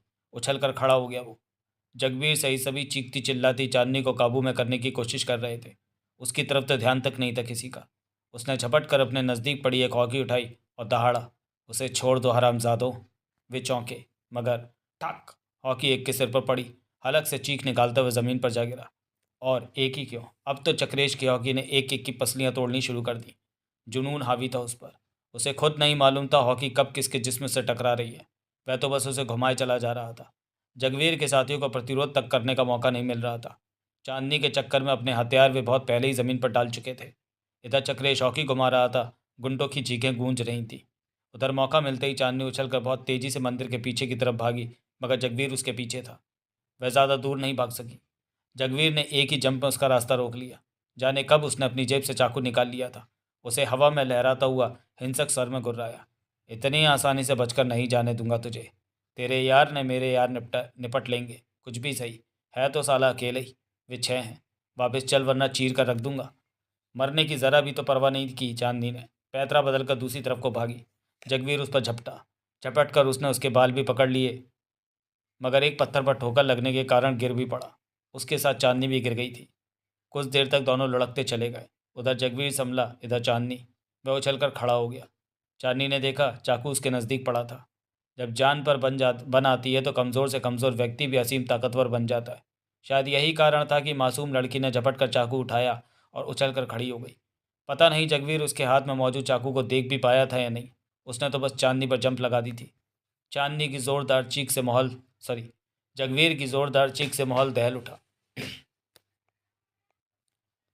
चांदनी ने पाया उसके हाथ में मौजूद चाकू का चमकदार फल जगवीर की छाती में पेवस्त था। चीख के साथ वह अजीब ढंग से लहराया और धाड़ से ज़मीन पर जा गिरा। खून से सराबोर चाकू चांदनी के हाथ में था।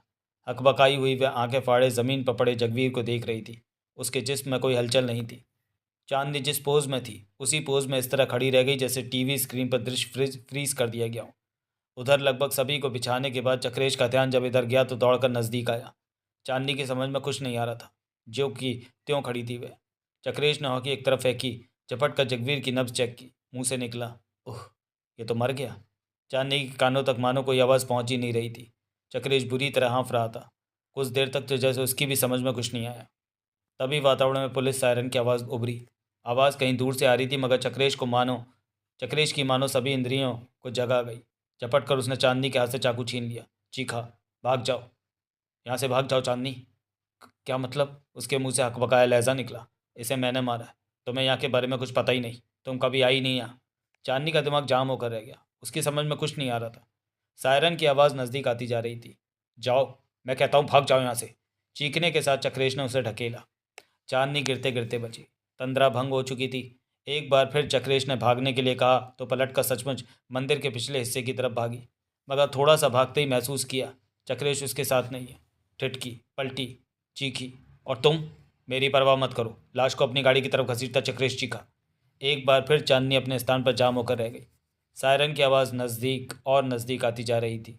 लाश को लगातार मर्सिडीज़ की तरफ घसीटता चक्रेश एक बार फिर चिल्लाया, खड़ी क्यों हो चांदनी? प्लीज़ भाग जाओ। तुम्हें मेरी कसम। नहीं, मेरी कसम कहाँ मानोगी तुम? तुम्हें अपनी कसम। भाग जाओ यहाँ से। माना कि तुम मुझसे प्यार नहीं करती, मगर मगर तुम जानती हो मैं तुमसे सच्चा प्यार करता हूँ। तुम्हें मेरे प्यार का वास्ता, एक बार, बस एक बार, पहली और आखिरी बार मेरे प्यार को इज्जत बख्श दो चांदनी। भाग जाओ यहाँ से। हलक फाड़ कर कहता कहता वो मर्सिडीज़ के नज़दीक पहुँच चुका था। और चांदनी चांदनी के जहन में अपने ही शब्द गूंज रहे थे। सोच क्या रही है बेवकूफ़? सोच क्या रही है तू? अगर वह खुद मरना चाहता है तो तू सोच क्या रही है? मत भूल कि ये वो कमीना है जिसने ऐन शादी के मौके पर तुझे सारे शहर के सामने जलील किया। भरी अदालत में रसवाइयों के हंटर बरसाए। सारी दुनिया के सामने एक मजाक बनाकर रख दिया तुझे। विस्कोत में सबके सामने चांटे मारे, बाल पकड़कर खींचे, तेरे अपनों को तेरे खिलाफ कर दिया। अब वह खुद सूली पर चढ़ने के लिए तैयार है तो तू क्या सोच रही है? खड़ी हो। खड़ी क्यों है?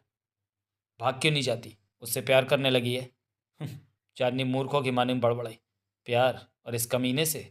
इससे जिसने मुझे फंसाने का चैलेंज दिया था, दावा किया था मुझे अपनी दीवानी बनाने का। मेरी तो जूती तक इससे प्यार नहीं कर सकती। तो भागती क्यों नहीं? उसे सबक सिखाने का इससे अच्छा मौका और क्या मिलेगा? एहसान कर रहा है मुझ पर। मेरे द्वारा किए गए कत्ल के इल्ज़ाम में खुद को फंसाकर प्रभावित करना चाहता है मुझे। अच्छा ही तो है। मरता है तो मरे, हमेशा के लिए पीछे ही छूट जाएगा। भाग चांदनी। ऐसे फ्रॉडियों को उसी के जाल में फंसाना समझदारी होगी। उस वक्त वह लाश को उठाकर डिग्गी में डाल चुका था। अभी भी लगातार उससे भाग जाने के लिए कह रहा था। पुलिस सायरन की आवाज़ अब बेहद नज़दीक से आ रही थी। चांदनी ने मंदिर के पीछे की तरफ दौड़ लगा दी। उसकी गाड़ी उसी तरफ खड़ी थी। मंदिर के पीछे पहुंचकर एक बार पुनः ठिठकी। खुद को दीवार की आड़ में छुपाए रखकर मर्सिडीज़ की तरफ देखा। वह ड्राइविंग सीट पर बैठकर गाड़ी स्टार्ट कर चुका था। गाड़ी को यू टर्न दिया उसने। चांदनी ने महसूस किया वह उस दिशा से ठीक विपरीत दिशा में गया जिधर से पुलिस सायरन की आवाज़ आ रही थी। वह दांत भींचकर बड़बड़ाई, बचना नहीं चाहिए कमीना। सायरन की आवाज़ निरंतर नज़दीक आती जा रही थी। करीब 5 मिनट बाद एक पुलिस पेट्रोल कार नजर आई। उसका सायरन अब भी बज रहा था। छत पर लगी लाल बत्ती तेजी से घूम रही थी। उसकी हेडलाइट पथरीली ज़मीन पर पड़े जख्मी गुंडों पर पड़ चुकी थी। उनमें से कई अभी तक कराह रहे थे। उनके हथियार भी आसपास बिखरे पड़े थे। अरे, किसी की आवाज़। लगता है यहाँ दो गुरों के बीच ज़बरदस्त मारपीट हुई है। इसका मतलब मेरा अनुमान ठीक ही निकला सर। दूसरी आवाज़। थोड़े थोड़े अंतराल पर मैंने 3 गाड़ियों के इधर आते देखा था। उसी समय माथा ठनक गया था मेरा। रात के इस वक्त आमतौर पर काली के इस मंदिर की तरफ कोई नहीं आता है। मुझे उसी समय लगा था आज इधर कोई गड़बड़ होने वाली है। पेट्रोल कार का इंजन ऑफ कर दिया गया था। सायरन का बजना और बत्ती का घूमना भी उसी के साथ बंद हो गया। 5 पुलिस वाले गाड़ी से उतरे। हेडलाइट ऑफ नहीं की गई थी। उसकी रोशनी में चांदनी उन्हें साफ देख सकती थी। खुद को वह पूरी तरह दीवार के पीछे छुपाए हुई थी। दिल धाड़ धाड़ की आवाज़ के साथ पसलियों पर सिर पटक रहा था। एक इच्छा हुई थी, इस वक्त उसे यहाँ मौजूद नहीं रहना चाहिए। पकड़ी गई या उनमें से किसी की तरह देख भी ली गई तो? इस तो से आगे सोचकर वह कांप उठी। गर्दन घुमाकर एक बार मंदिर के पीछे खड़ी अपनी और जगवीर की गाड़ियों की तरफ देखा। उन्हें घुमाकर मंदिर के पीछे खड़ा ही इसलिए किया गया था ताकि चक्रेश को पहले से वहाँ जगवीर की मौजूदगी का एहसास न हो। पुलिस को वे तब तक नज़र नहीं आ सकती थी जब तक बाकायदा सर्च ही शुरू ना हो जाए। कम से कम अब वह तब तक अपनी गाड़ी के साथ यहाँ से नहीं निकल सकती थी जब तक पुलिस मौजूद है। गाड़ी के स्टार्ट होने की आवाज़ ही फंसा देती उसे। सो मजबूर थी, जहाँ थी वहीं खड़ी अपनी आंखों के सामने का नज़ारा देखती रही। मगर एक पुलिस वाले ने कहा, गाड़ी तो यहाँ कोई नज़र नहीं आ रही। यहाँ? एक अन्य ने अपने हाथ में मौजूद टॉर्च का प्रकाश ठीक वहाँ डालते हुए कहा जहाँ मर्सिडीज़ खड़ी थी। यहाँ टायरों के निशान मौजूद हैं सर। और खून के निशान भी हैं, जैसे किसी जख्मी को घसीटा गया हो। और निशान बस यहीं पर ख़त्म हो गए। एक बार पुलिस वाले ने टॉर्च का प्रकाश दायरा आसपास लहराते हुए कहा, इसका मतलब जख्मी को गाड़ी में डाल दिया गया। जख्मी नहीं था सर, कराता हुआ एक घायल गुंडा क्या उठा। उसने जगवीर को मार डाला। कौन जगवीर? एक पुलिस वाले ने लपक कर उसके नज़दीक बैठते हुए पूछा। किसने मार डाला उसे? चक्रेश ने। कौन चक्रेश? मैं उसके बारे में नाम से ज़्यादा कुछ नहीं जानता सर। डेड बॉडी को लेकर वह किधर गया है? जख्मी गुंडे की उंगली उस तरफ उड़ गई जिधर चक्रेश गया था। क्विक! उनके अफसर ने पेट्रोल कार की तरफ लपकते हुए कहा, पीछा करो उसका, निकलना नहीं चाहिए। आनन फानन में पुलिस वाले पेट्रोल कार में समा गए। धाड़ धाड़ करके दरवाजे बंद हुए। इंजन स्टार्ट होते ही एक बार फिर वातावरण में सायरन की आवाज़ गूंजने लगी। छत पर लगी लाल बत्ती नाचने लगी। पेट्रोल कार बहुत तेजी से उस दिशा में लपकी जिधर चक्रेश गया था। इस दृश्य को देखकर चांदनी के होंठों पर ठीक वैसी ही मुस्कान उभरी जैसी बारात को लौटते देखकर चक्रेश के होंठों पर उभरी थी।